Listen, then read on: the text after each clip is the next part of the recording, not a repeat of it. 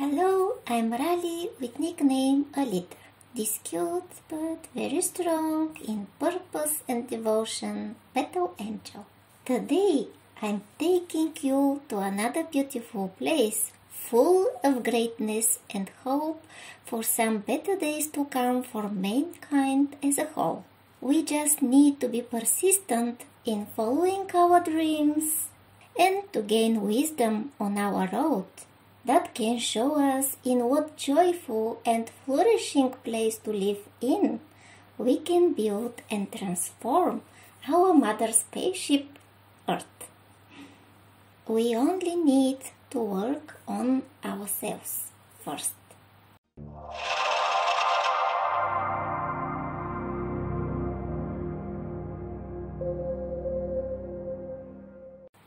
Well, I'm a movie lover, as I said in the previous episode.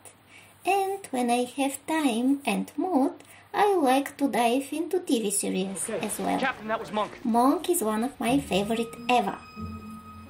I love this character with his brilliant mind hidden behind a funny clumsiness.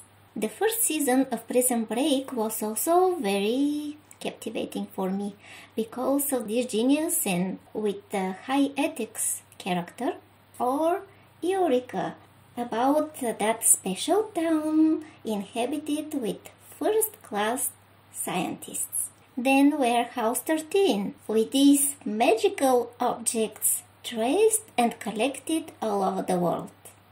The Canadian Continuum drew my attention as well. What else? Heroes, about the mutants, Castle and Bones. I also like to sit down and watch when I'm at my parents'. Nothing of this is like the texture and mosaic of a good Korean drama though.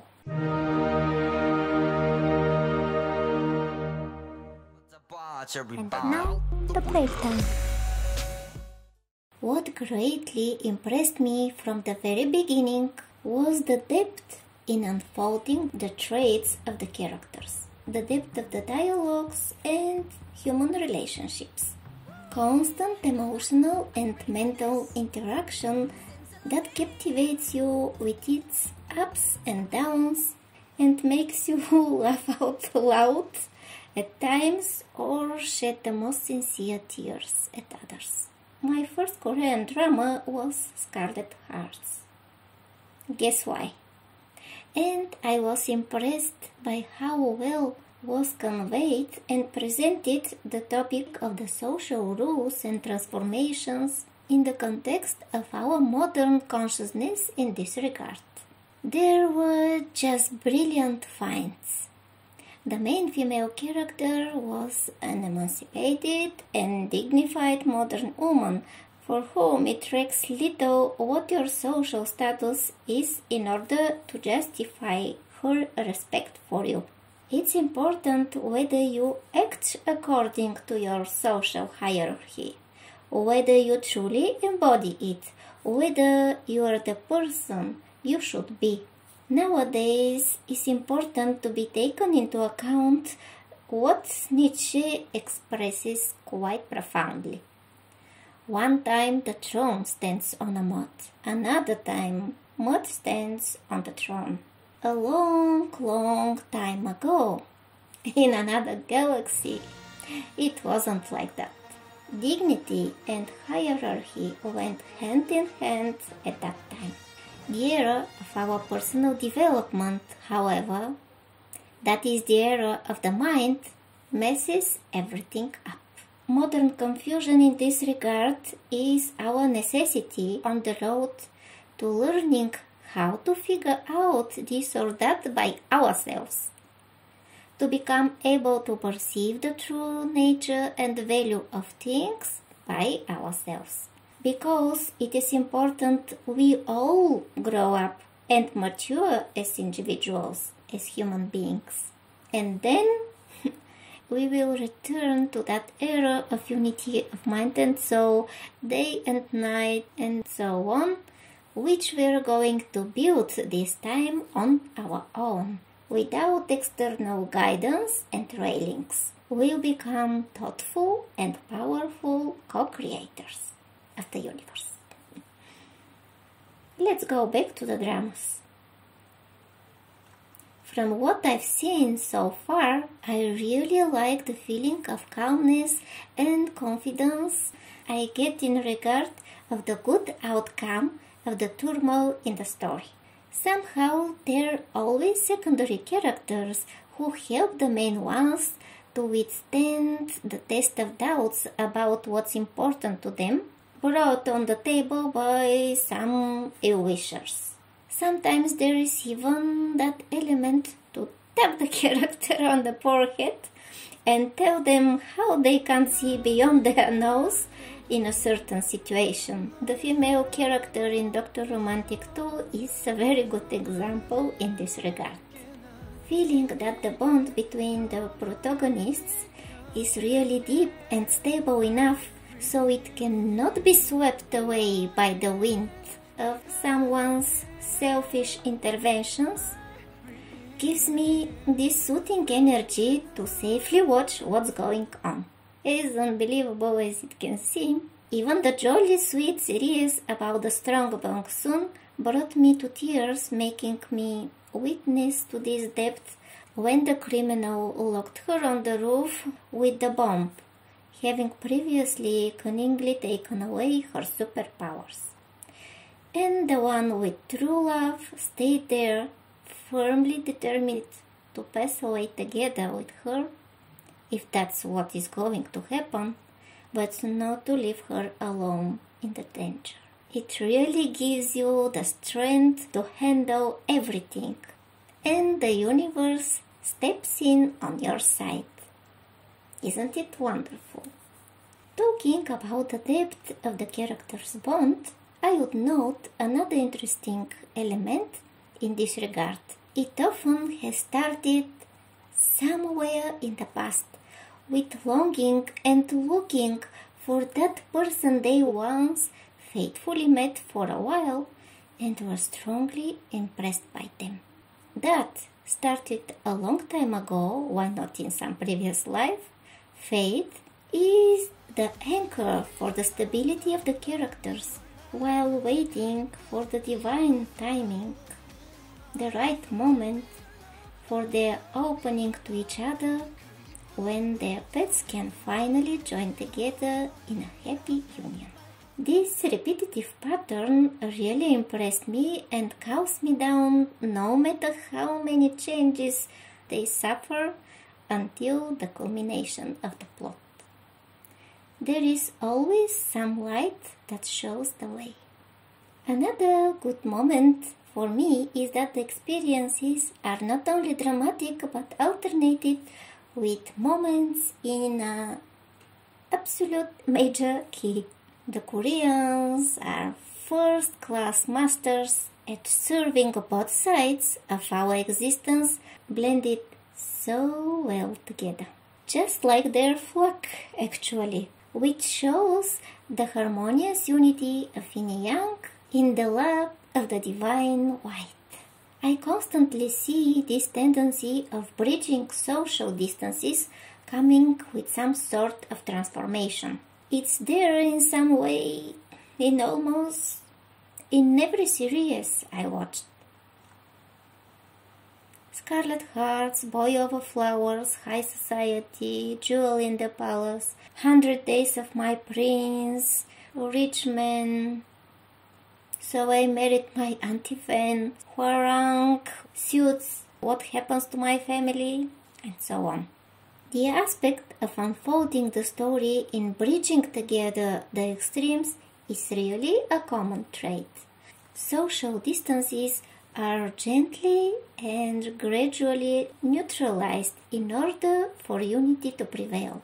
In Scarlet Heart, sadly, it was too hard and unity remained to be realized in some next life, today.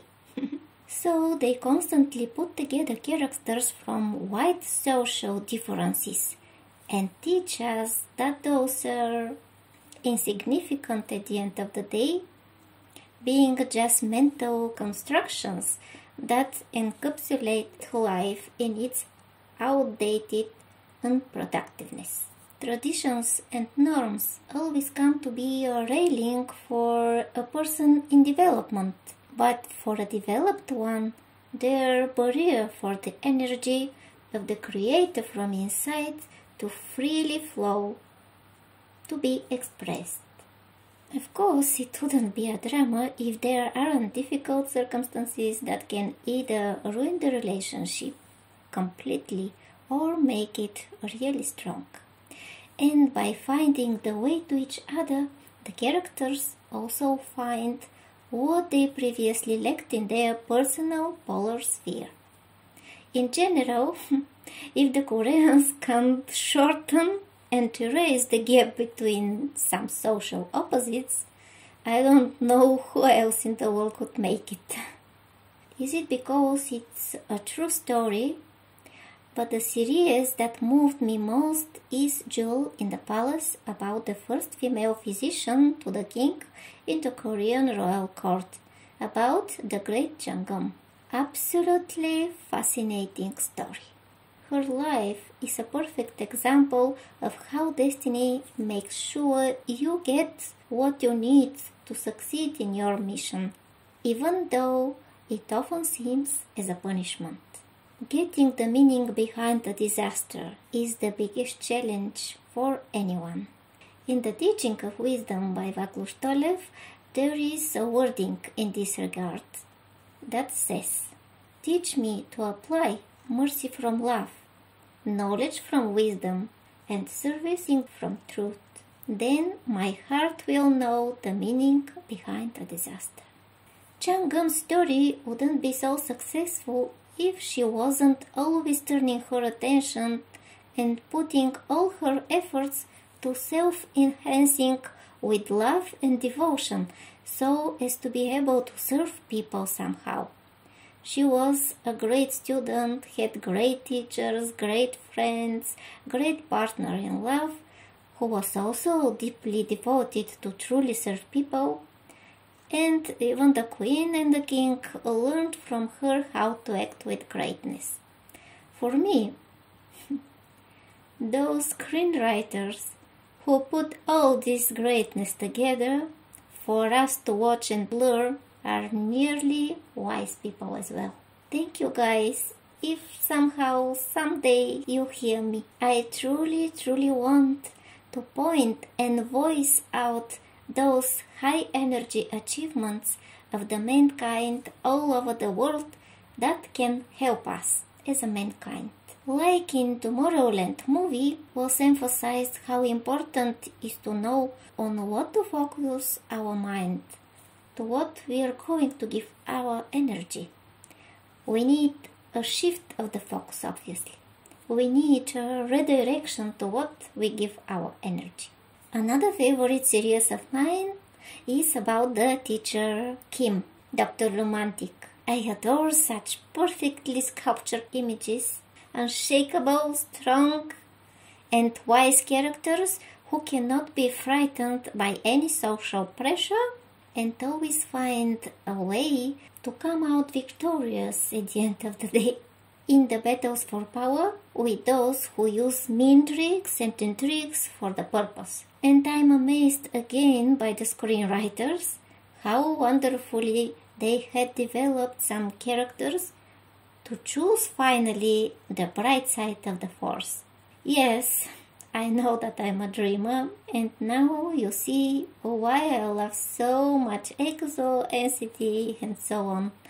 They project in the world exactly that high dream come true connecting energy.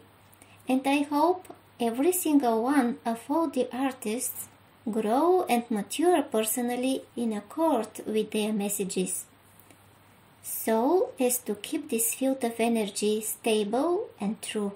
In one dream of mine, I was in a big room with other people around whom I didn't know and didn't even see because we were sitting in our chairs all alone. With this image, I felt deep, devastating sorrow because of that separateness between the people, between soul and mind.